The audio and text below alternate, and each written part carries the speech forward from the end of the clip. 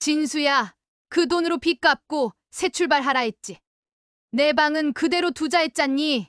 엄마, 잠깐만 창고로만 써요. 은영 짐이 좀 많아서. 어머니, 이제 연세도 있으신데 굳이 방이 필요하세요? 내 돈으로 산 집인데 내가 발붙일 데가 없구나. 그래, 이제 진짜 나란 존재는 짐인가 보구나. 이 집 내가 산 거야. 내 돈으로. 엄마, 그건 그때 우리가 급해서 그럴 의도는? 소송까지 하시겠다는 거예요? 가족끼리. 가족이라면 버릴 줄은 몰랐지. 이젠 내가 버릴 차례다. 방문이 출입금지 대신 새로 붙은 문패 박말순의 방. 감동은 나누면 더 커지죠. 이야기 전에 구독과 좋아요, 알림 설정까지 눌러주시면 매일 더 따뜻한 이야기로 찾아갈게요. 경기도 외곽 오래된 단독주택이 아침 햇살을 받아 조용히 숨을 쉽니다. 이른 새벽 다른 집들이 아직 잠들어 있을 시간에 박말순의 하루는 이미 시작되었습니다. 72의 나이지만 말순의 손은 여전히 부지런합니다. 부엌에서 된장국을 끓이는 냄새가 집안 가득 퍼져나가고 보글보글 끓는 소리가 고요한 새벽을 깨웁니다. 말순은 국간을 보며 작게 중얼거립니다. 오늘도 진수가 좋아하는 두부 된장국이지. 애들도 이거 먹으면 밥 한 그릇은 뚝딱 비우니까. 그렇게 혼잣말을 하며 국자로 국물을 떠서 맛을 봅니다. 짠맛이 적당합니다. 말순은 만족스러운 표정으로 불을 줄이고 작은 화단으로 발걸음을 옮깁니다. 집 앞 작은 화단에는 말순이 정성껏 가꾼 꽃들이 피어 있습니다. 봉숭아, 채송화, 그리고 작은 고추 몇 그루. 말순은 낡은 물뿌리개에 물을 받아 하나하나 물을 줍니다. 너희들도 물 먹고 잘 자라야 한다. 우리 손주들이 보면 좋아하거든. 말순의 목소리는 부드럽고 따뜻합니다. 꽃들에게 말을 거는 이 시간이 말순에게는 하루 중 가장 평화로운 순간입니다. 아무도 간섭하지 않고 아무도 뭐라 하지 않는 이 시간만큼은 온전히 말순의 것입니다. 이 집에는 말순을 포함해 세 세대가 함께 살고 있습니다. 아들 박진수는 45살로 작은 무역회사를 운영하고 있습니다. 며느리 최은영은 42로 전업주부로 두 아이를 돌보고 있습니다. 손주 둘은 각각 12살, 9살입니다. 3대가 함께 사는 집은 요즘 보기 드문 풍경이지만 이 집만큼은 아직 그 전통을 지키고 있습니다. 말순은 그것이 자랑스럽습니다. 요즘 같은 세상에 3대가 함께 산다는 게 얼마나 귀한 일인데. 말순은 가끔 동네 사람들에게 그렇게 말하곤 했습니다. 하지만 요즘 들어 말순의 마음 한편에는 불편함이 자리 잡고 있습니다. 집안 분위기가 예전 같지 않습니다. 특히 며느리 은영의 태도가 부쩍 차가워졌습니다. 저녁 시간만 되면 은영의 투정이 시작됩니다. 어제도 그랬습니다. 저녁 설거지를 하던 은영이 말순에게 말했습니다. 어머니, 애들 방도 좁은데 어머니 방에 있는 짐 좀 줄이시면 안 돼요?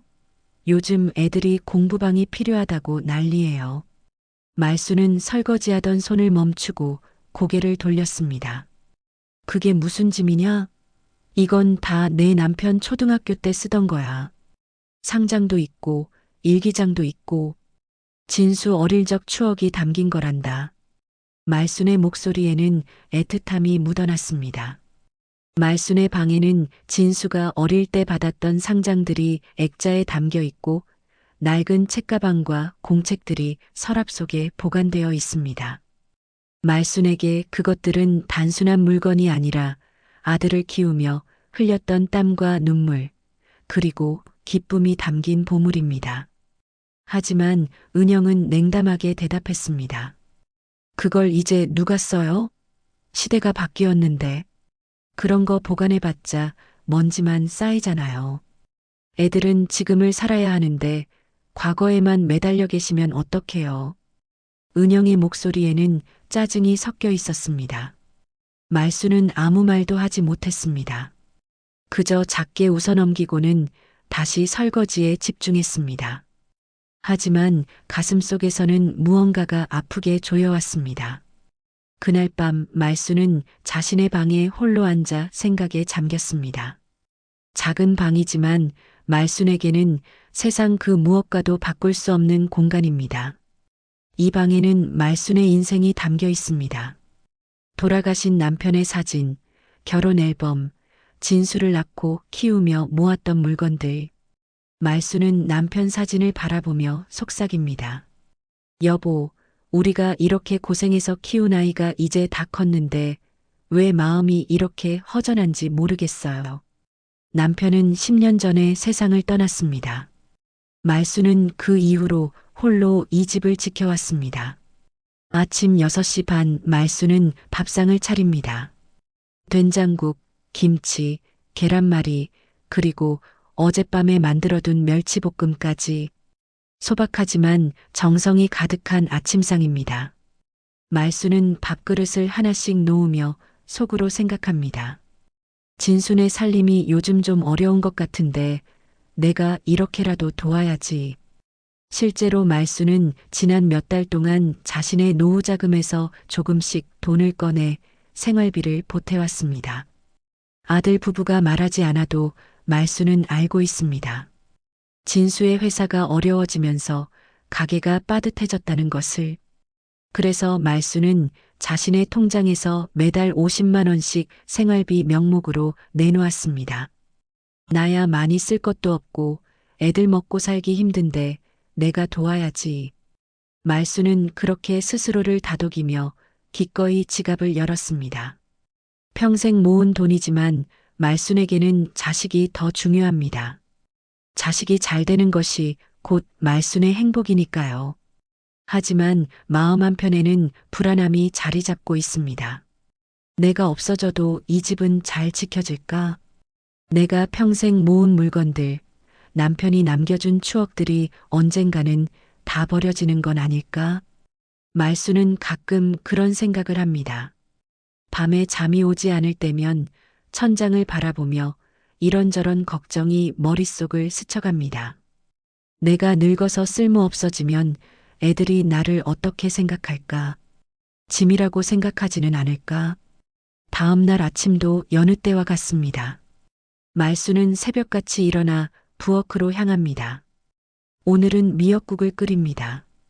손주가 미역국을 좋아하거든요. 말수는 미역을 불리고 참기름에 볶으며 속으로 중얼거립니다. 우리 손주들 건강하게만 자라다오. 할머니는 그것만 바란다. 국을 끓이는 동안 말수는 손주들의 얼굴을 떠올립니다. 천진난만하게 웃는 손주들을 볼 때면 말수는 모든 피로가 사라지는 것 같습니다. 그렇게 말순의 하루는 평범하게 흘러갑니다. 아침을 차리고 화단에 물을 주고 집안을 청소하고 빨래를 개고. 하지만 그 평범함 속에 작은 균열이 생기기 시작했습니다. 며느리의 차가운 눈빛, 아들의 피곤한 표정, 그리고 점점 좁아지는 자신의 공간. 말수는 느낍니다. 무언가 변화가 다가오고 있다는 것을. 하지만 아직은 그것이 무엇인지, 어떤 모습으로 찾아올지 알지 못합니다. 저녁 무렵 말수는 작은 방에 앉아 창밖을 바라봅니다. 해가 지고 어둠이 내립니다. 말순의 눈에는 외로움이 어립니다. 이 집에서 나도 편히 쉴 날이 올까? 그렇게 혼잣말을 하며 말수는 긴 하루를 마무리합니다. 내일도 오늘과 같은 하루가 이어지겠지요. 하지만 말수는 알지 못합니다.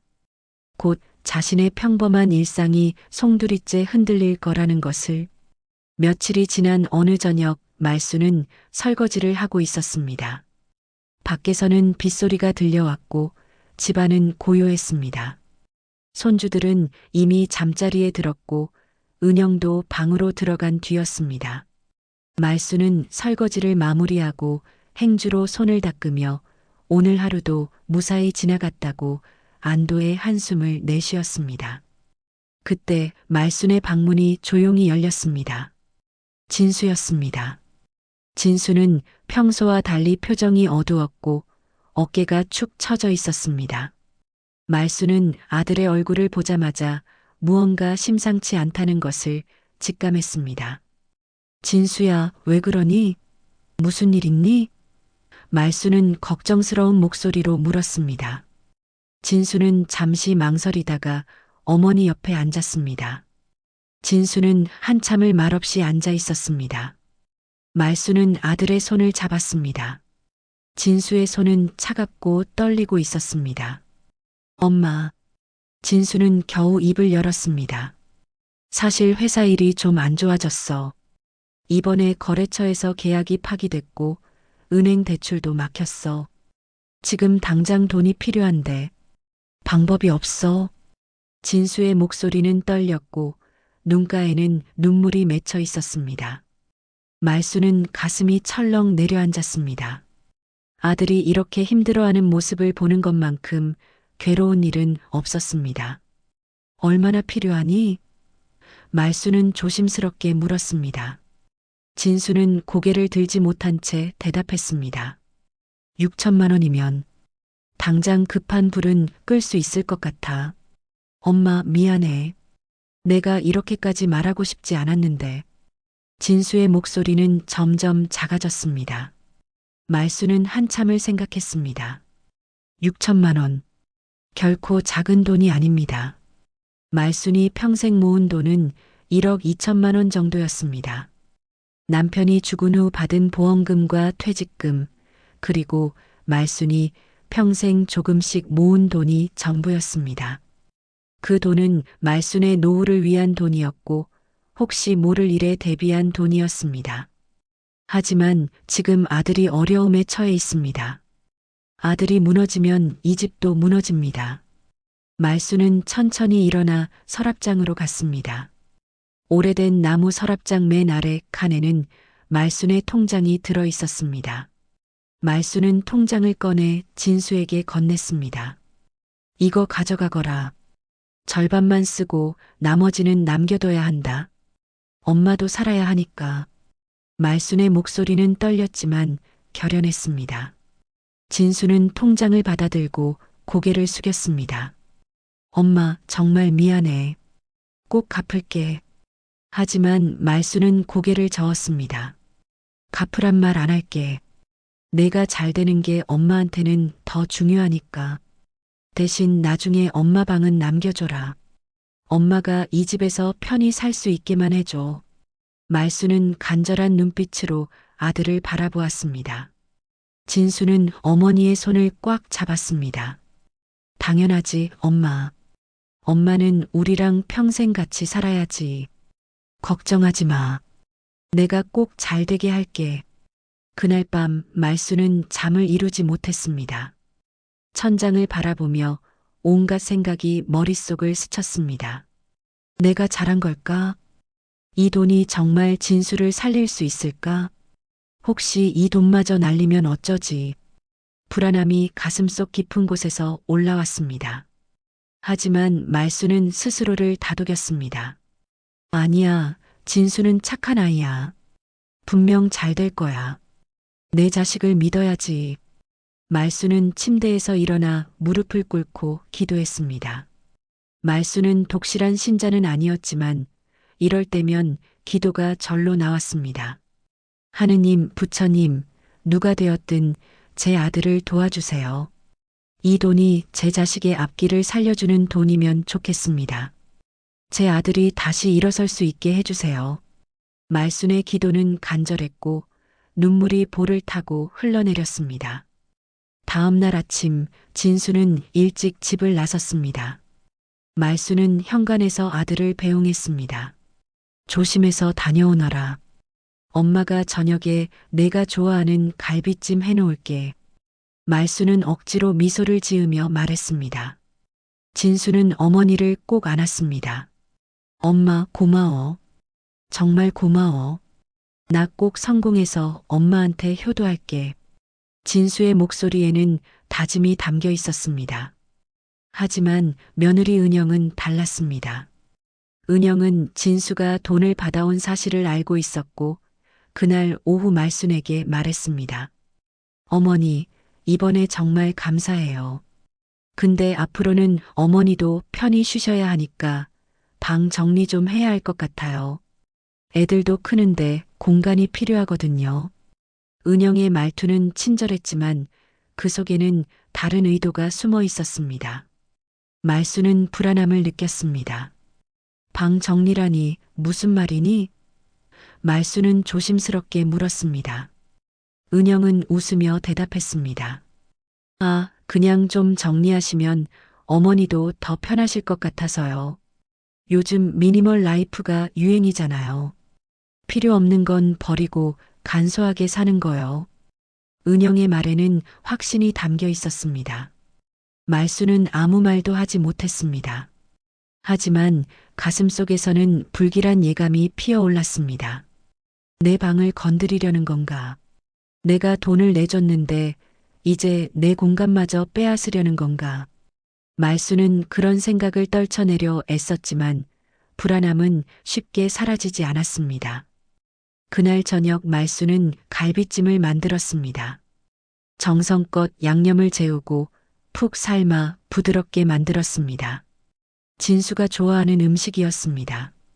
식탁에 둘러앉아 밥을 먹는 동안 진수는 밝은 표정으로 말했습니다.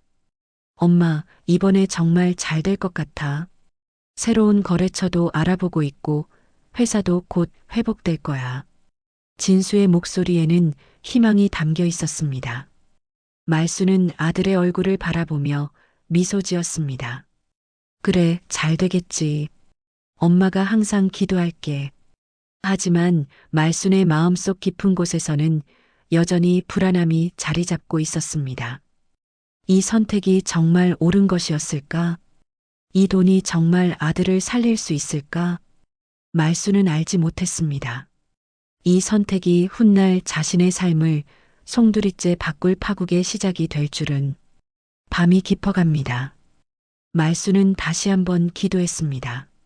제발 이 돈이 헛되지 않게 해주세요. 제 아들이 잘 되게 해주세요. 말순의 기도는 간절했지만 하늘은 아무런 대답도 하지 않았습니다. 석 달이 흘렀습니다. 진수의 회사는 조금씩 안정을 찾아가는 듯 보였습니다. 새로운 거래처와 계약이 성사되었고 밀린 대금도 들어오기 시작했습니다. 진수는 집에 돌아올 때마다 밝은 표정이었고 은영의 얼굴에도 웃음이 돌아왔습니다. 말수는 그런 모습을 보며 안도했습니다. 역시 내 선택이 옳았어. 진수가 다시 일어섰잖아. 말수는 스스로를 다독이며 매일 감사 기도를 올렸습니다. 어느 토요일 오후 집안이 소란스러워졌습니다. 큰 트럭이 집 앞에 멈춰 섰고 배달 기사들이 커다란 상자들을 들고 들어왔습니다. 말수는 궁금한 마음에 거실로 나갔습니다. 이게 다 뭐니? 말순이 물었습니다. 은영이 화난 얼굴로 대답했습니다. 어머니, 새 소파랑 텔레비전이에요.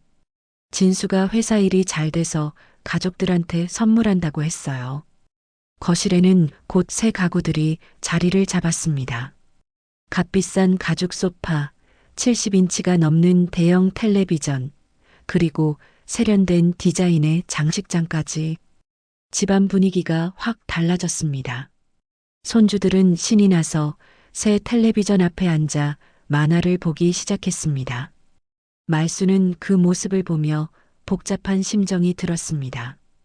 기쁘면서도 한편으로는 묘한 불편함이 느껴졌습니다. 이렇게 큰 걸 사도 되나? 아직 빚도 다 갚지 않았을 텐데.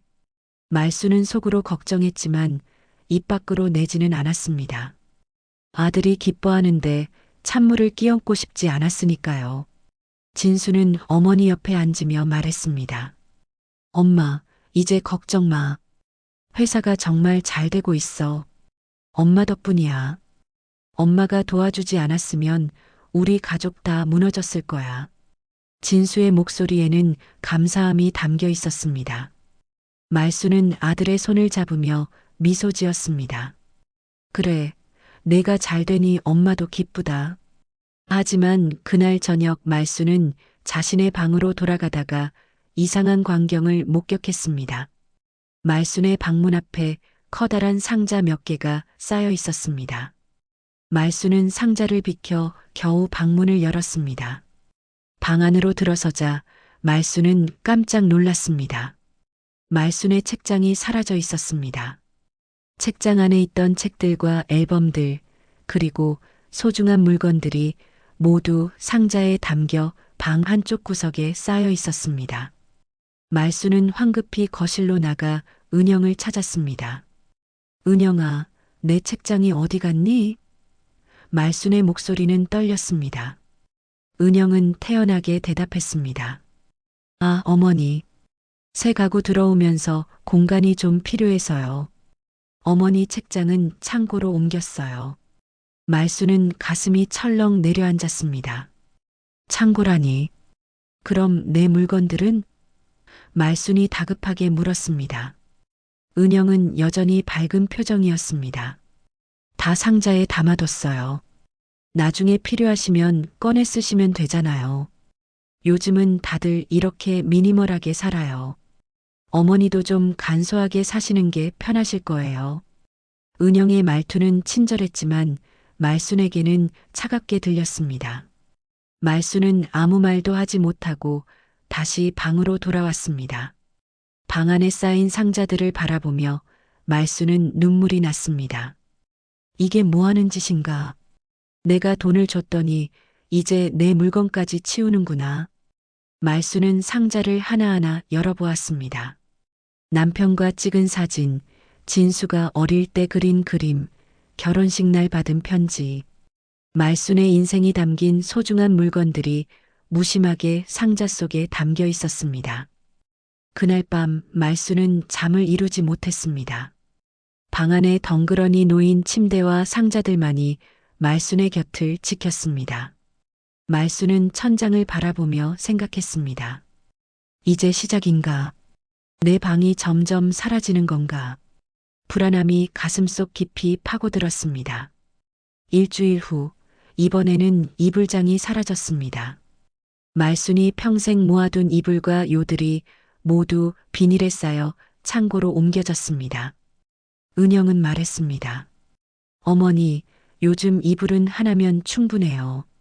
이렇게 많이 쌓아두시면 집만 좁아지잖아요.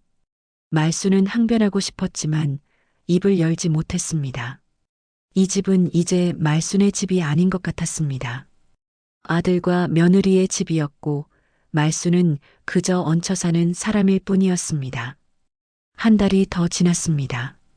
어느 날 오후 말순이 시장을 다녀와 집에 돌아왔을 때였습니다.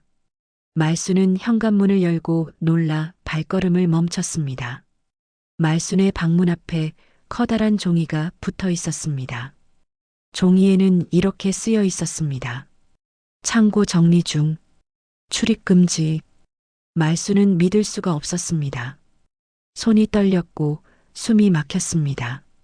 말순은 황급히 방문을 열려고 했지만 문은 잠겨 있었습니다.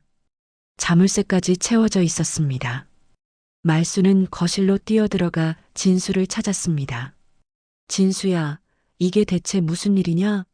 말순의 목소리는 떨렸고 눈에는 눈물이 가득했습니다. 진수는 난처한 표정으로 어머니를 바라보았습니다. 아, 엄마. 잠시만. 은영이 짐이 좀 많아서 어머니 방에 잠깐 보관하려고 해.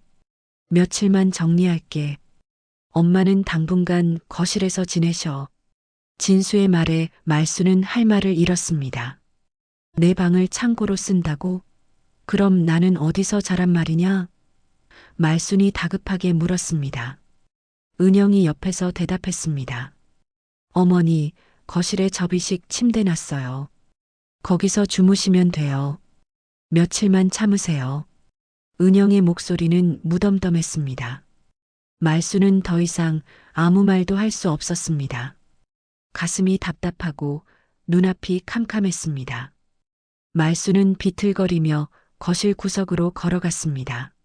정말로 거기에는 접이식 침대가 놓여 있었습니다. 그날 밤 말수는 거실 구석에서 접이식 침대를 펴고 누웠습니다.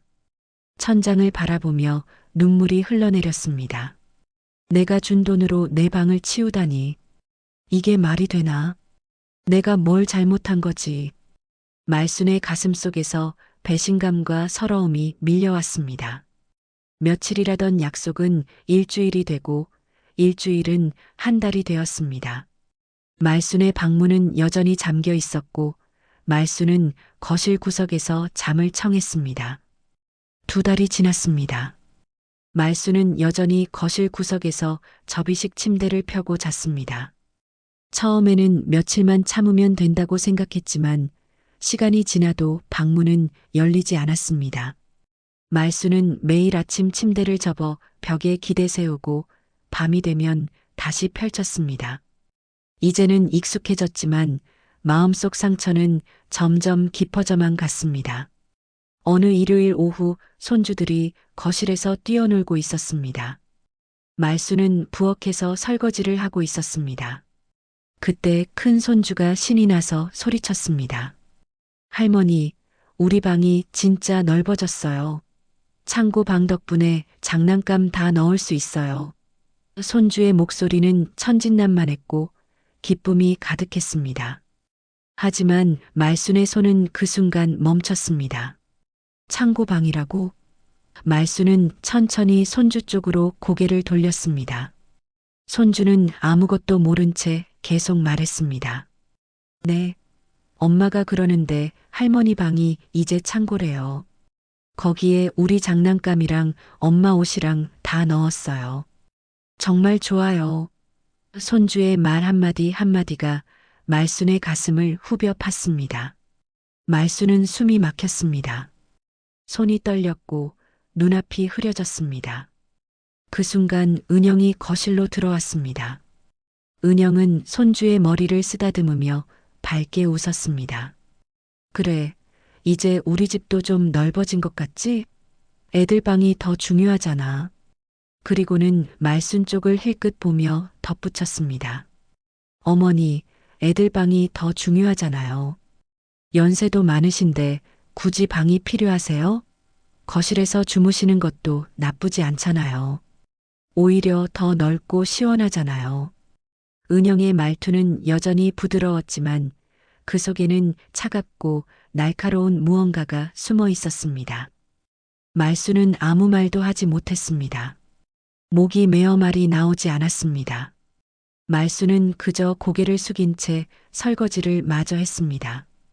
그날 오후 말수는 자신의 방이었던 곳 앞에 서서 문을 바라보았습니다. 여전히 자물쇠가 채워져 있었고 안에서는 물건을 옮기는 소리가 들렸습니다. 말수는 문 앞에서 한참을 서 있었습니다. 그리고 천천히 손을 들어 문을 쓰다듬었습니다. 이 방은 내 방이었는데, 남편이랑 함께 살았던 방이었는데, 진수를 키우면서 밤새 걱정했던 방이었는데, 말순의 눈에서 눈물이 주르르 흘러내렸습니다. 하지만 말순은 소리내어 울지 않았습니다. 울음소리가 들릴까봐, 며느리가 비웃을까봐 참았습니다. 그날 밤 말순은 침대에 누워 천장을 바라보았습니다. 거실은 밝았고 텔레비전 소리가 시끄러웠습니다. 진수와 은영은 소파에 앉아 웃으며 드라마를 보고 있었습니다. 말순은 그 소리를 들으며 생각했습니다. 이제 이 집에서 내 자리는 없구나. 나는 그저 눈치 보며 사는 사람일 뿐이구나. 며칠 후 말순은 우연히 진수의 서재에 들어갔습니다. 청소를 하다가 우연히 열린 서랍을 보게 되었습니다. 그 안에는 여러 서류들이 들어 있었고 말순은 무심코 그중 하나를 집어들었습니다. 부동산 등기 서류 사본이었습니다. 말순은 서류를 펼쳐보았습니다. 그리고 그 순간 말순의 온몸이 얼어붙었습니다. 등기 명의가 박진수와 최은영 공동 명의로 되어 있었습니다. 날짜를 보니 말순이 돈을 준 지 한 달 후였습니다. 말순은 서류를 떨리는 손으로 들고 있었습니다. 내 돈으로 이 집을 샀는데 등기에 내 이름은 없구나. 진수와 은영 이름만 있구나. 말순의 머릿속이 하얘졌습니다. 배신감이 밀려왔고 가슴이 무너져 내렸습니다. 말순은 서류를 다시 서랍에 넣고 조용히 방을 나왔습니다. 거실로 돌아와 소파에 앉았습니다. 손이 떨렸고 숨이 가빠졌습니다. 그래, 이제 알겠다. 이 집은 내 집이 아니구나. 내가 돈을 줬어도, 내가 평생 살았어도 이 집은 이제 진수와 은영의 집이구나. 내 방도, 내 물건도, 내 자리도 없구나. 말수는 깊은 절망 속으로 빠져들었습니다. 저녁 식사 시간이 되었지만 말수는 밥맛이 없었습니다. 진수가 물었습니다. 엄마, 왜 안 드세요? 어디 아프세요? 말수는 고개를 저었습니다. 아니다, 괜찮아. 그냥 입맛이 없어서. 말수는 억지로 미소를 지으며 대답했습니다. 하지만 말순의 눈빛은 텅 비어 있었습니다. 그날 밤 말수는 다시 거실 구석 침대에 누웠습니다. 주변은 어둡고 고요했습니다. 말수는 남편의 사진을 떠올렸습니다. 여보, 당신이 남겨준 돈으로 우리 아들을 도왔는데 이제 우리 자리는 없어요. 나는 이제 어떻게 해야 하나요? 말수는 속으로 남편에게 물었지만 대답은 돌아오지 않았습니다. 다음 날 아침 말수는 평소처럼 새벽에 일어났습니다. 하지만 마음은 무겁고 발걸음은 느렸습니다. 된장국을 끓이면서도 눈물이 계속 났습니다. 내가 뭘 잘못한 거지? 자식을 위해 내 전부를 줬는데 왜 이렇게 된 거지? 말수는 끝없는 질문을 스스로에게 던졌지만 답은 찾을 수 없었습니다. 그날 오후 은영이 또다시 말을 건넸습니다. 어머니는 냄새 좀 나요. 세탁 좀 자주 하시지. 요즘 어머니 옷에서 냄새가 나서 애들이 싫어해요. 은영의 말은 마치 날카로운 칼날처럼 말순의 가슴을 찔렀습니다. 말순은 아무 말도 하지 못하고 고개만 끄덕였습니다. 내가 이 집 냄새 난다 소리까지 듣네. 말수는 속으로 중얼거렸습니다. 그날 밤 말수는 결심했습니다. 이제 더 이상은 못 참겠다. 이대로 있다가는 내가 무너질 것 같다. 나는 이 집을 나가야 한다.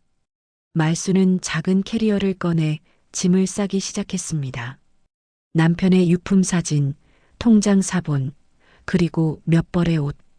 말순의 평생이 그 작은 캐리어 안에 담겼습니다. 말순의 눈에는 결연함이 담겨 있었습니다. 이제 나도 내 길을 찾아야 한다.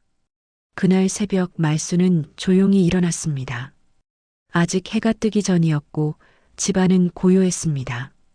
말순은 거실 구석에 세워둔 캐리어를 천천히 끌고 현관으로 향했습니다. 신발을 신으면서 말수는 마지막으로 집안을 둘러보았습니다. 이 집에서 보낸 세월이 주마등처럼 스쳐 지나갔습니다. 진수를 낳아 키우고 남편과 함께 웃고 울었던 추억들. 이제 그 모든 것이 과거가 되었습니다. 말수는 조용히 현관문을 열었습니다. 삐걱거리는 소리가 날까봐 조심스럽게 문을 닫았습니다. 그리고 캐리어를 끌고 골목길을 걸어 내려갔습니다. 새벽 공기는 차갑고 서늘했습니다. 말순의 발걸음은 무겁고 느렸지만 멈추지 않았습니다. 이제 돌아갈 곳이 없구나. 말순은 속으로 중얼거리며 걸었습니다. 한참을 걷다 보니 마을 경로당이 보였습니다. 경로당 앞에는 작은 벤치가 있었고 말순은 그곳에 앉았습니다. 캐리어를 옆에 세워두고 말수는 하늘을 올려다보았습니다. 하늘은 점점 밝아지고 있었지만 말순의 마음은 여전히 어두웠습니다. 이제 나는 어디로 가야 하지? 갈 곳이 없는데. 말순의 눈에서 눈물이 흘러내렸습니다. 시간이 흘러 해가 떠올랐습니다.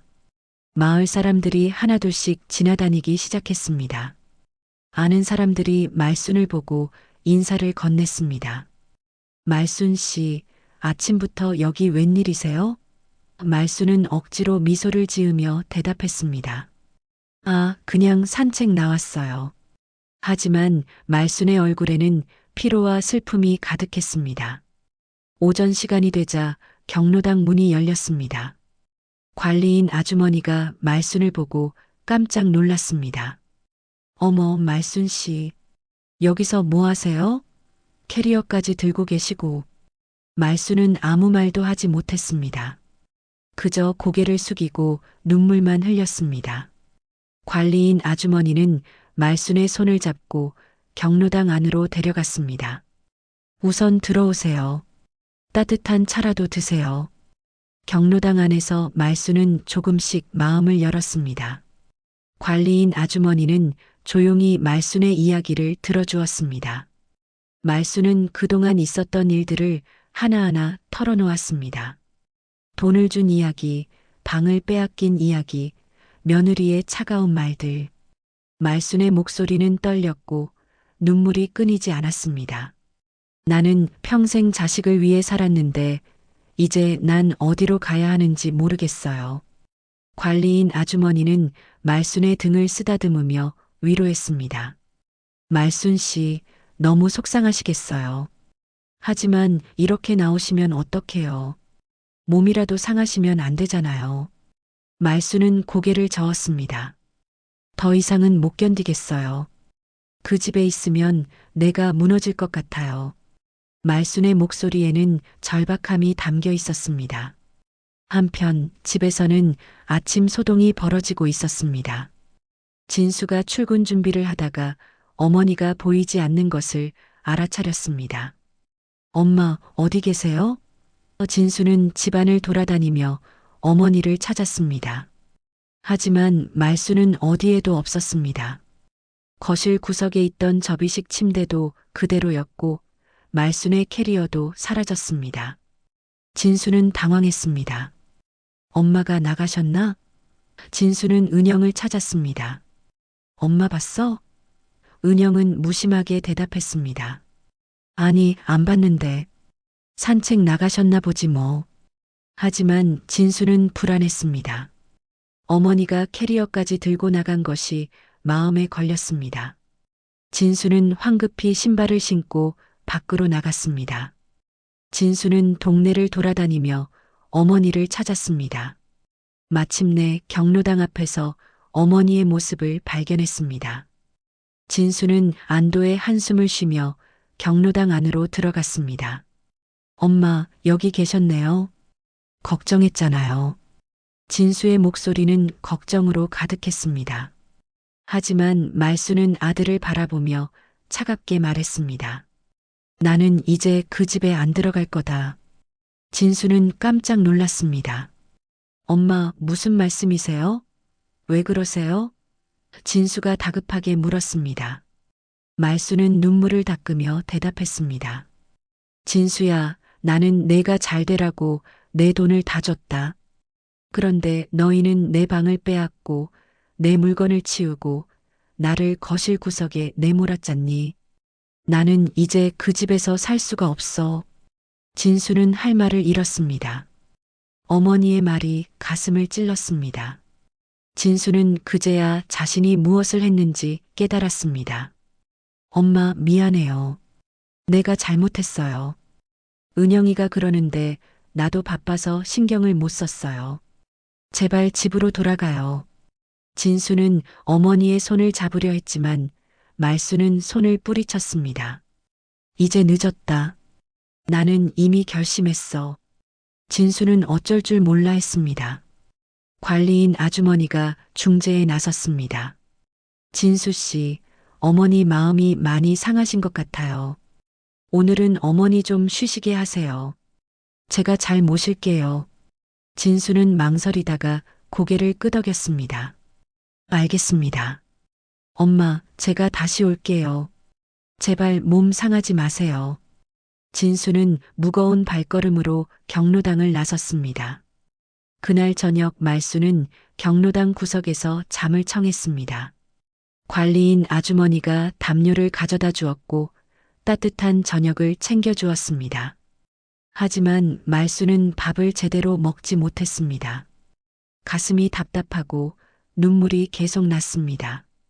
평생 자식 위에 살았는데 이제 난 어디로 가야 하지? 밤이 깊어갔습니다. 경로당은 고요했고 말수는 홀로 앉아 창밖을 바라보았습니다. 비가 내리기 시작했습니다. 빗소리가 창문을 두드렸고 말순의 마음도 함께 젖어들었습니다. 이제 내 인생은 어떻게 되는 거지? 내가 무엇을 위해 살았지? 말순의 내면 독백은 끝이 없었습니다. 다음 날 새벽 말순은 경로당 벤치에 앉아 있었습니다. 비는 그쳤지만 하늘은 여전히 흐렸습니다. 말순의 눈빛도 흐릿했습니다. 이제 나는 정말 갈 곳이 없구나. 하지만 그래도 이대로 끝낼 수는 없어. 나는 아직 살아있고 내게도 권리가 있어. 말순의 마음속에서 작은 불씨가 타오르기 시작했습니다. 이대로 무너질 수는 없다는 의지였습니다. 사흘이 지났습니다. 말순은 여전히 경로당에 머물고 있었습니다. 관리인 아주머니의 배려로 경로당 구석 작은 공간에서 지낼 수 있었습니다. 하지만 말순의 마음은 편치 않았습니다. 밤마다 잠을 설쳤고 낮에는 멍하니 창밖만 바라보았습니다. 관리인 아주머니는 말순을 걱정하며 매일 따뜻한 식사를 챙겨주었지만 말순은 입맛이 없었습니다. 그날 오후 말순의 휴대전화가 울렸습니다. 화면에는 낯선 번호가 떠 있었습니다. 말순은 조심스럽게 전화를 받았습니다. 여보세요? 말순의 목소리는 작고 떨렸습니다. 전화 너머로 밝은 여자 목소리가 들려왔습니다. 박말순 고객님이시죠? 저는 한빛은행 자산관리팀입니다. 예금 만기 안내드리려고 연락드렸습니다. 말순은 잠시 멍했습니다. 예금이요? 말순이 되물었습니다. 은행 직원은 친절하게 설명했습니다. 네, 고객님께서 작년에 들어두신 3억 원 정기예금 말씀이신데요. 이번 달 말이 만기일입니다. 만기 처리 방법을 안내해드리고자 연락드렸습니다. 은행 직원의 말에 말순은 깜짝 놀라 자리에서 벌떡 일어났습니다. 3억 원이요? 말순의 목소리가 떨렸습니다. 말순은 그제야 기억이 났습니다. 남편이 세상을 떠난 후 받은 생명보험금이었습니다. 남편은 평생 성실하게 보험료를 납부했고 말순을 위해 큰 보험에 가입해 두었습니다. 그 돈을 말순은 정기예금으로 묶어두고 그동안 잊고 지냈던 것입니다. 말순은 너무 바쁘고 힘들게 살다 보니 그 돈의 존재조차 잊고 있었습니다. 말순은 전화를 끊고 한참을 멍하니 앉아 있었습니다. 손이 떨렸고 가슴이 두근거렸습니다. 3억 원. 내게 아직 3억 원이 남아 있었구나. 말순의 눈에 생기가 돌아오기 시작했습니다. 그동안 말순은 자신이 아무것도 가진 게 없다고 생각했습니다. 아들에게 돈을 주고 방도 빼앗기고 쫓겨나다시피 집을 나왔으니까요. 하지만 이제 달랐습니다. 말순에게는 아직 희망이 남아 있었습니다. 말순은 즉시 은행으로 향했습니다. 오랜만에 걷는 거리였지만 발걸음은 가벼웠습니다. 은행에 도착해 예금 만기 처리를 하고 통장을 확인했습니다. 정말로 3억 원이 말순의 통장에 찍혀 있었습니다. 말순은 통장을 꼭 쥐고 눈물을 흘렸습니다. 여보, 당신이 날 지켜주고 있었구나. 고마워요.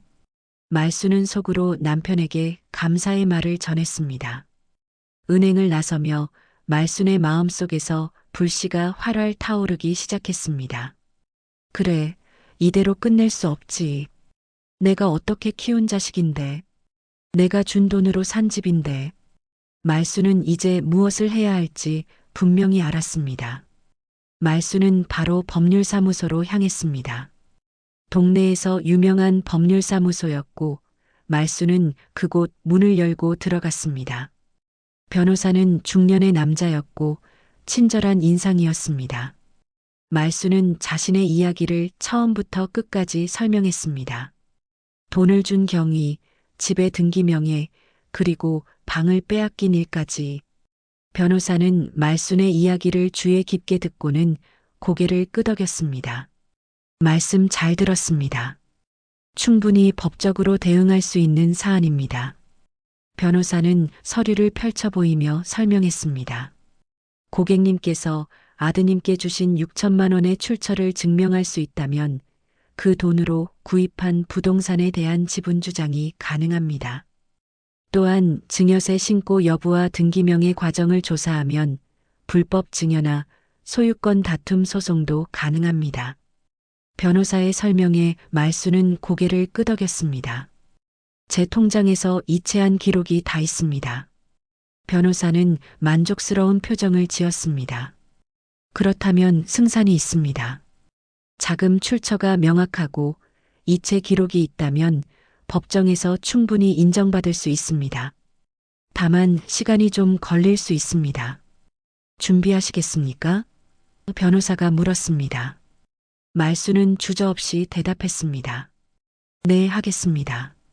이제 더 이상 물러설 수 없습니다. 말수는 변호사와 계약을 맺고 필요한 서류들을 준비하기 시작했습니다. 통장 사본, 이체 내역서, 그리고 등기 서류 사본까지. 말수는 하나하나 꼼꼼히 챙겼습니다. 오랜만에 말순의 눈빛에는 결연함이 담겨 있었습니다. 이제 내가 당당히 내 권리를 찾을 거야. 내가 평생 모은 돈으로 산 집인데 내가 왜 쫓겨나야 하지? 일주일 후 모든 준비가 끝났습니다. 변호사는 말순에게 말했습니다. 이제 아드님께 내용 증명을 보내고 법적 절차를 시작하겠습니다. 혹시 마음이 바뀌시면 지금이라도 말씀하세요. 하지만 말수는 고개를 저었습니다. 아니요, 끝까지 가겠습니다. 제 자식이지만 제가 잘못 키운 부분도 있습니다. 이제는 가르쳐야 합니다. 그날 밤 말수는 경로당에서 마지막 밤을 보냈습니다. 관리인 아주머니가 물었습니다. 말순 씨, 이제 어디로 가실 거예요? 말수는 담담하게 대답했습니다. 일단 작은 원룸을 하나 구할 겁니다. 거기서 지내면서 법적 절차를 밟을 겁니다. 이제 제 인생을 다시 시작하려고요. 말순의 목소리에는 의지가 담겨 있었습니다. 다음 날 아침 말순은 작은 원룸을 계약했습니다.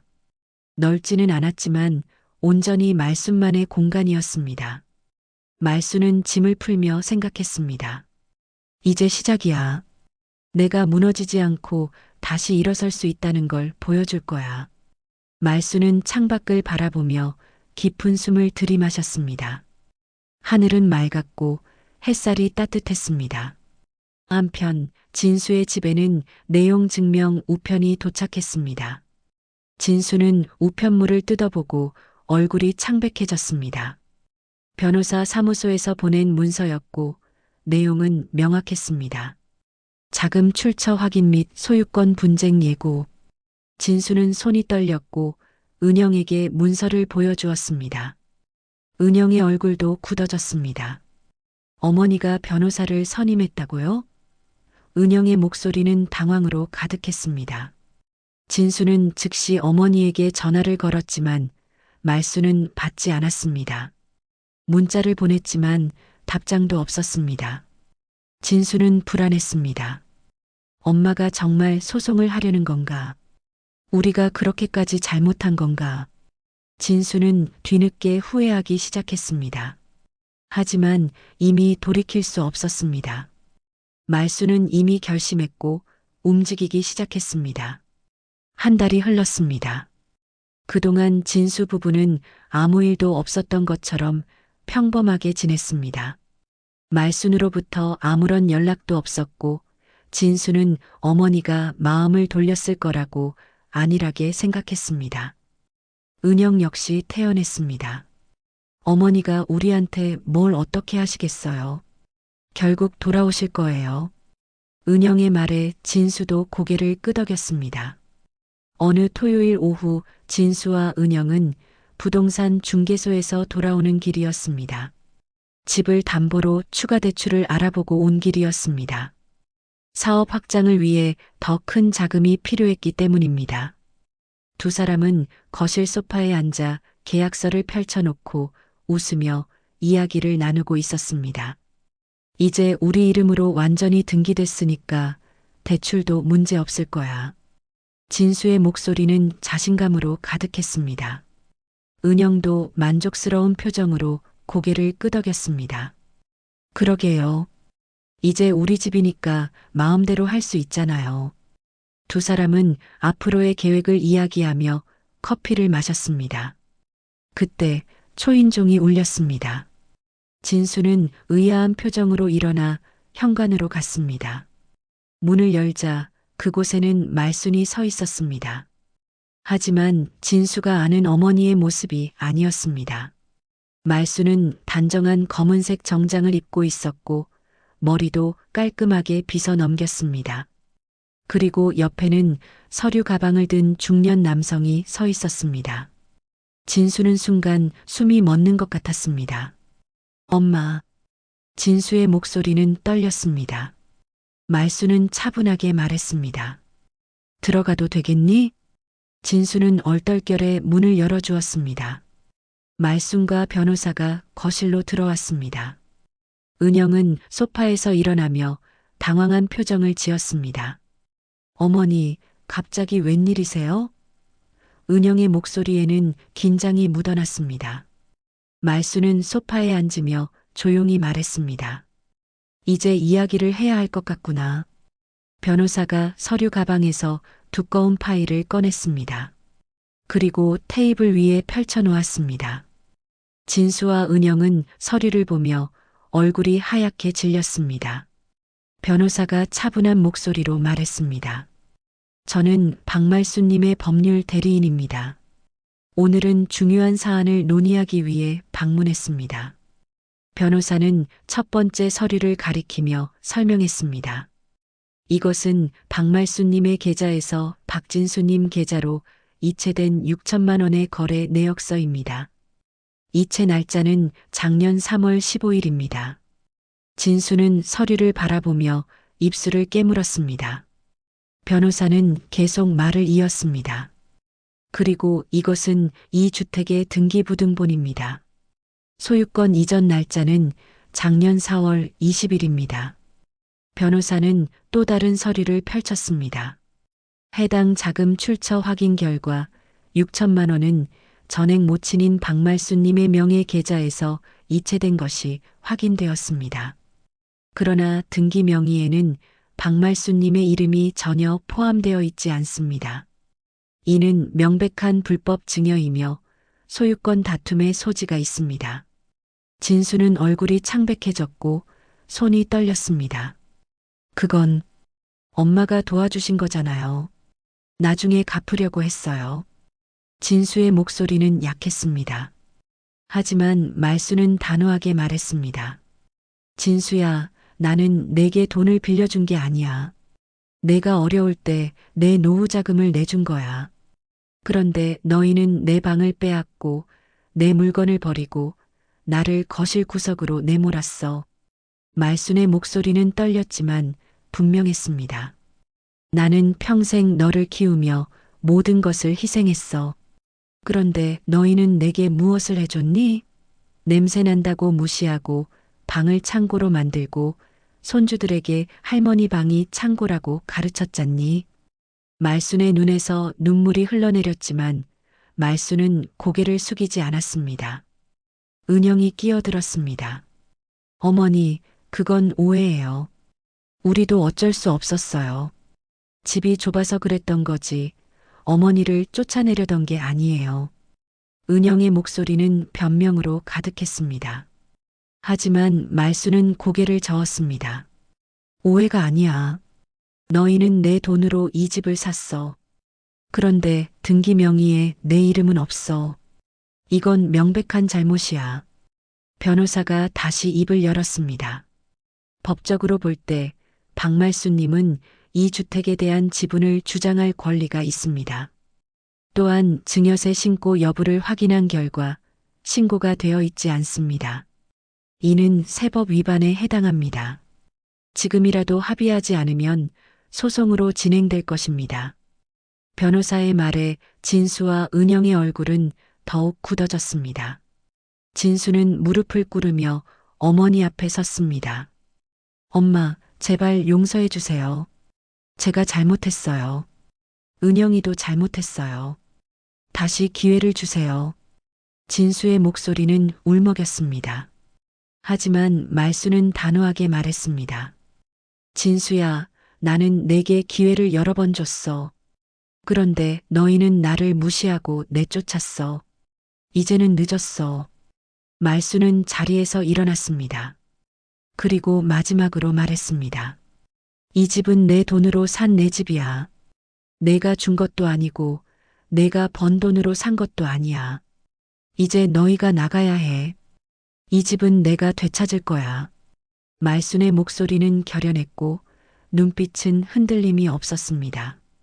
진수는 망연자실한 표정으로 주저앉았습니다. 은영은 아무 말도 하지 못하고 눈물만 흘렸습니다. 변호사는 서류를 정리하며 말했습니다. 일주일 안에 답변을 주시기 바랍니다. 합의가 되지 않으면 법정에서 뵙겠습니다. 변호사와 말수는 집을 나섰습니다. 문이 닫히고 진수 부부는 텅 빈 거실에 남겨졌습니다. 진수는 고개를 감싸쥐고 울었습니다. 내가 뭘 한 거지? 엄마한테 이렇게까지 한 게 맞나? 뒤늦은 후회가 밀려왔습니다. 은영도 소파에 주저앉아 눈물을 흘렸습니다. 두 사람은 이제야 깨달았습니다. 자신들이 얼마나 큰 잘못을 저질렀는지. 하지만 이미 돌이킬 수 없었습니다. 말수는 이미 결심했고 법은 말순의 편이었습니다. 그날 밤 말수는 원룸에 돌아와 창밖을 바라보았습니다. 가슴은 아팠지만 후회는 없었습니다. 이제 내 인생을 되찾을 거야. 내가 당당히 살아갈 자격이 있어. 말수는 스스로를 다독이며 깊은 숨을 들이마셨습니다. 석 달이 흘렀습니다. 법적 절차는 빠르게 진행되었고 결국 법원은 말순의 손을 들어주었습니다. 자금 출처가 명확했고 증여 신고도 되어 있지 않았기 때문에 말순의 주장이 인정되었습니다. 진수 부부는 집을 비워야 했고 결국 작은 빌라로 이사를 갔습니다. 말순은 다시 자신의 집으로 돌아왔습니다. 집에 들어서는 순간 말순은 복잡한 감정에 휩싸였습니다. 기쁨과 슬픔이 동시에 밀려왔습니다. 오랜만에 돌아온 집은 여전히 그대로였지만 이미 많은 것이 변해 있었습니다. 말수는 천천히 방 안을 둘러보았습니다. 창고로 쓰이던 자신의 방에는 여전히 상자들이 쌓여 있었습니다. 말수는 하나하나 상자를 열어 자신의 물건들을 꺼냈습니다. 남편의 사진, 진수가 어릴 때 그린 그림, 결혼 앨범. 말수는 그 물건들을 보며 눈물을 흘렸습니다. 여보, 우리 집을 되찾았어요. 이제 편히 쉴 수 있을 것 같아요. 말수는 남편의 사진을 쓰다듬으며 속삭였습니다. 그날 밤 말수는 오랜만에 자신의 침대에서 편안하게 잠들었습니다. 며칠 후 말수는 새로운 계획을 세웠습니다. 이 큰 집에서 혼자 살기에는 너무 넓었고 말수는 무언가 의미 있는 일을 하고 싶었습니다. 말수는 집을 리모델링하기로 결심했습니다. 2층은 말순이 거주할 공간으로 남기고 1층은 작은 반찬 가게로 꾸미기로 했습니다. 말순이 평생 요리를 해왔고 동네 사람들은 말순의 음식 솜씨를 늘 칭찬했으니까요. 한 달간의 공사 끝에 가게가 완성되었습니다. 간판에는 어머니의 밥상이라고 적혀 있었습니다. 말수는 매일 새벽같이 일어나 국을 끓이고 반찬을 만들었습니다. 된장국, 김치찌개, 미역국, 그리고 여러 가지 밑반찬들. 말순의 손맛은 특별했고 정성이 가득했습니다. 가게를 연 첫날 동네 사람들이 하나둘씩 찾아왔습니다. 말순 씨, 가게 차렸다면서요? 축하해요. 사람들은 따뜻한 말로 말순을 격려했습니다. 말순은 환한 미소로 손님들을 맞이했습니다. 어서 오세요. 정성껏 만든 음식들이니 많이 드세요. 말순의 목소리는 밝았고 얼굴에는 생기가 돌았습니다. 시간이 지날수록 가게는 유명해졌습니다. 말순의 국과 김치 맛에 사람들은 감탄했고 매일 가게를 찾았습니다. 이 맛은 진짜 어머니 손맛이에요. 요즘 이런 맛 내기 힘든데. 손님들의 칭찬에 말순은 뿌듯해했습니다. 말순은 이제 혼자가 아니었습니다. 매일 사람들을 만나고 이야기를 나누며 웃음을 나눴습니다. 어느 토요일 오후 가게 문이 열리고 누군가 들어왔습니다. 말순은 고개를 들었고 그곳에는 큰 손주가 서 있었습니다. 손주는 조심스럽게 말순에게 다가왔습니다. 할머니. 손주의 목소리는 떨렸고 눈에는 눈물이 가득했습니다. 말순은 손주를 바라보며 가슴이 먹먹해졌습니다. 손주는 말순 앞에 서서 고개를 숙였습니다. 할머니, 아빠가 그때 몰랐대요. 미안하대요. 저희도 할머니한테 잘못했어요. 손주의 목소리는 울먹였습니다. 말순은 손주의 머리를 쓰다듬으며 조용히 말했습니다. 괜찮아. 할머니는 너희를 미워하지 않아. 다만 세상에는 배워야 할 것들이 있단다. 말순은 손주를 의자에 앉히고 따뜻한 국을 한 그릇 떠주었습니다. 자, 먹어봐. 할머니가 내가 좋아하는 미역국 끓였어. 손주는 숟가락을 들고 국을 떠서 입에 넣었습니다. 그리고는 눈물을 흘리며 말했습니다. 할머니 국 맛이에요. 정말 그리웠어요.